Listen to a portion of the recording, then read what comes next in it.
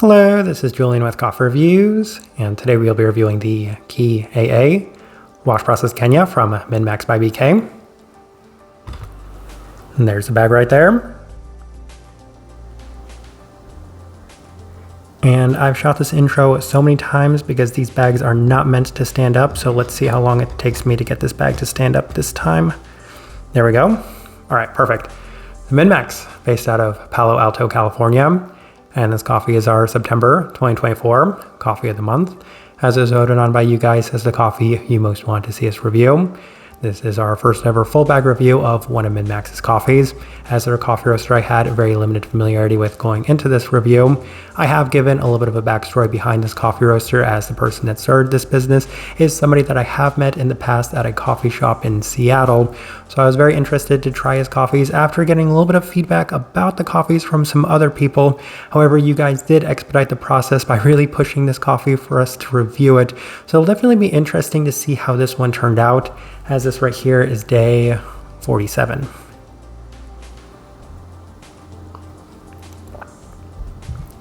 And recipe we went with for this coffee was our standard recipe, in a 16:1 water to coffee ratio, brewed at 96 degrees Celsius, about 205 degrees Fahrenheit. And I like this one best through the V60, which indicates a more medium fine grind roast profile for this coffee. So that has been one of the biggest discussion points about this coffee roaster, as they do have this one listed as being their French roast profile, which is in itself kind of interesting, as most people would associate that with being on the more developed side of things. However, given that Minmax does take inspiration from Substance, which is of course one of the lightest roasting coffee roasters in the world, and they are a French-based coffee roaster, that's the entire theme behind this profile of coffee, which is to say that this is one of the lighter roasted coffees that we've had from any American-based coffee roaster. And I feel like a lot of people have aligned this one with being somewhere between the Picky Chemist's Omni Roast and Substance's coffees. So I feel like that's actually a pretty good place to put it, as it does fall pretty far along the lines of that category in terms of lightness. With all that out of the way, let's go and start discussing this coffee. Day 28, first impression, and we did give it at least 4 weeks worth of rest, and the coffee did have a bit more intensity to it than initially expected, as there's an above average level of sweetness for a Kenyan coffee. Trade-off has come at the cost of some of the brightness, as it was slightly below average in terms of that sense, but it is made up for with plenty of clarity and an almost vanilla-like tone to complement the berry aspects of it. So as I kind of mentioned, given that a lot of the inspiration for this coffee roaster comes from coffee roasters like the Picky Chemist and Substance, I have had some experiences with the Picky Chemist's coffees being a little bit too subtle and tame. So that's why I had a little bit of an impression that that might happen with this coffee roaster. However, given that first impression being a little bit more intense than initially expected, I definitely found it to be a much more positive than expected first impression, as I felt like this coffee was probably just going to improve from that point regardless. Day 31. Through the Chemex, and the coffee is still very nice, as there's a little bit more of a citric tone this time around, with the floral vanilla aspects also still present. Coffee does continue to defy expectations for a wash processed Kenyan coffee in general, as there's a more subtle presented brightness in terms of the red fruits, but also a sweeter and less tart sense to it as well. So I was definitely enjoying the first couple of impressions and experiences of this coffee. When we move on to day 34, as we opted for the April brewer, and the coffee is a bit more in line with the descriptions, as this time around the expectations of the coffee does come through in a slightly lighter sense, as there's a little less sweetness and a little bit more focus on the bright red fruit aspects. Additionally, there is a little bit of the listed wininess present in the acidity, as it's reminiscent of what I would describe as some of Tim Wendelboe's coffees, most specifically in terms of that wininess that can be present in a number of coffees that we've had from them in the past. So some mixed reactions to this, and I feel like some people were kind of curious to see a winey note listed on this coffee, given that it is listed as 0 out of 5 funk, and I feel like that was always going to be in terms of the brightness in general, a little bit of that acidity, and that's what I was experiencing on this day specifically, as it's not necessarily a funky coffee by any standards, but at that same token, some of Tim Wendelboe's coffees also do turn out very clean without offering any of that funkiness, as it is possible to have that slightly winey-like feel to it without it feeling fermenty, boozy in any of those capacities. Day 37, through the V60 with Minmax's recipe, and the first time I ever took a look at Minmax's recipe, I did find it pretty interesting that they do opt to go Notably lower extraction on these coffees, most specifically in terms of the temperature, as when I looked at Substance's recipe, it made a lot more sense as they also do suggest some lower extraction adjustments, at least as far as the temperature itself goes. So I was a little surprised by that, and as a result, it did turn out a little bit more traditional Kenyan-like, as there's a bit more of a focus on the savory aspects with a little less of the, correction, a little more of the tartness and a little less of the sweetness. So this one definitely skewed a lot more on the traditional Kenyan side of things. Red fruit's also a bit more prominent, as the acidity does continue to skew a little bit more in that wine-like sense. So this definitely took the coffee a little bit away from what I was looking for. However, it did take the coffee much more in line with a lot of the descriptions that were present within this coffee. Day 40 through the Chemex with Minmax's recipe, and the coffee was surprisingly holding up well through this brew method, as I feel like a lot of people aren't going to enjoy the fact that we ran this one through the Chemex, but I was really trying to see what sort of level of clarity we could get from it, and it was reminiscent of some of the earlier days with less savoriness, a higher level of sweetness, and clarity in much more of the tart berry brightness versus the recent wininess. So I actually did enjoy this with Minmax's recipe a little bit more, so take that for what you will. We move on to day 43 as we opted for the V60 with Substance's recipe.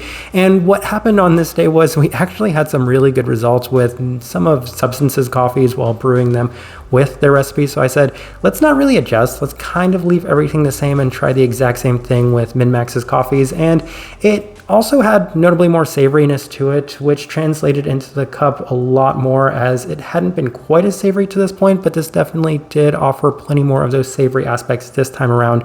The coffee does continue to skew more on the traditional Kenyan side of things, as there's a slight vanilla finish, sweetness in the finish. So definitely mixed results with this brew method. We move on to day 45 as we ran it through the Chemex with higher extraction adjustments. And truth be told, if there wasn't a recipe that Minmax did offer, that's probably the direction I was going to go with their coffees, as I really wanted to amp them up and see what would happen if we went that direction. And in hindsight, I really wish I would have done that with the V60, because I'm very curious to see how these coffees would turn out if we did push them a lot more than we did. It does offer plenty of the previously mentioned vanilla-like sweetness with a little less of the savoriness and wininess, so there were a lot of positives that I did take away from it. And it would be kind of interesting to maybe go the direction that I normally would go with a coffee like this when trying it the next time around. So we'll see. There probably will be another order of Minmax's coffee in the future, and at that moment we can kind of tinker with it the way that we would like to. Day 47 final notes we have, correction, day 46 final notes we have through the V60 with our standard recipe, and the coffee is back to the best it has been, offering more sweetness, intensity, clarity, and less of the savoriness. And as kind of mentioned, pushing this coffee just a little bit more than the direction we had gone with when in going through their recipe. I found this one to be a little bit more in line with my own preferences, and that's why we continued to go back to it, as it was a bit more in line with the expectations of a washed Kenyan offering in terms of the red berry aspects, a slightly herbal hibiscus, vanilla, some citric components, including a slight lime and grapefruit-like aspect to it. All right, so let's go ahead and put up the tasting wheel so you can see what we're getting. That bag really did not want to stand. Let's try this again.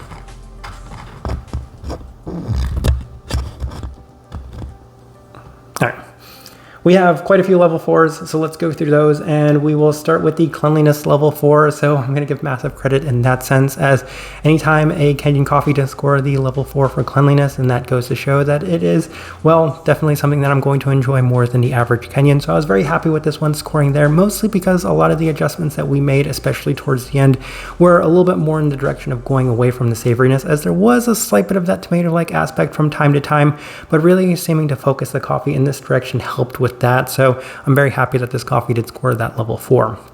We move on, finish level 4, and we're going to kind of couple that with the brightness, which is also the level 4. As I've always said, if a Kenyan coffee isn't scoring a level 4 in those marks, then something went horribly wrong. And right from the onset, I was starting to wonder whether or not this coffee would actually score a level 3, as there were some days in terms of the savoriness, correction, the acidity, where I'm like, this isn't necessarily the brightest coffee out there, especially when it comes to Kenyan coffee. So I was curious to see where it would finish by the end.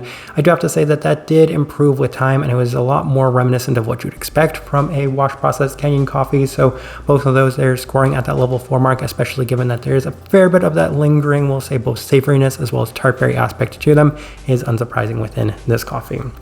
Sweetness level 4. And that's one of the big things I continue to harp on right from the onset of this review, and that's that this coffee did have a little bit more sweetness than I might have expected. Now, I can't quite recall whether or not that was a huge talking point when discussing coffee in general with Brian, but I feel like it wasn't necessarily the biggest priority of what Brian wanted to go with his coffees. So having it scored there at the level 4 does satisfy me, as I do tend to prefer my coffees to be a little bit more on the sweeter side of things. So having that score at level 4 and the cleanliness score at level 4 and the brightness score at level 4, I feel like it's kind of the best of all worlds, especially given what this coffee is. Florality, level 4, and the floral scents came in a number of different directions. There's plenty of that red floral aspect that I continue to experience with the vast majority of wash-processed Kenyan coffees, so that's unsurprising. In addition to that, there's a little bit of that floral vanilla-like tone to this one, giving it just a little bit more depth in that category specifically. Berry fruit, level 4. Plenty of those currants. That was definitely something that was experienced, I would say, a little bit later within this coffee, as it wasn't the most abundant characteristic right from the start. But as this coffee did progress, it continued to become a little bit more pronounced within this one. We move on to the level 3s. We'll start with the body, level 3. And going into this review, I wasn't entirely sure what to expect with it, given the profile of this coffee roaster. Once again, very, very light. So I thought maybe that would impact the overall experience with the body, but it didn't. This one definitely still had plenty of texture, a little bit more of that medium juicy body to it, as you can associate with Kenyan coffees. So happy with it finishing at that mark. Citrus fruit, level 3, and I did mention quite a few of these citric characteristics, as there is a slight bitterness that you can see there at that level 2 mark, and I associated those with both grapefruit as well as lime, as both of those were subtly present. I feel like the coffee did a very good job of offering enough cleanliness where those things weren't necessarily hindering the coffee enough to the point where I was dissuaded by them, given I'm not necessarily the biggest fan of bitterness, especially as far as citric components go within a coffee, so I'm happy with both of those being there at that level 3 mark, relatively toned down to some of the other components within this coffee.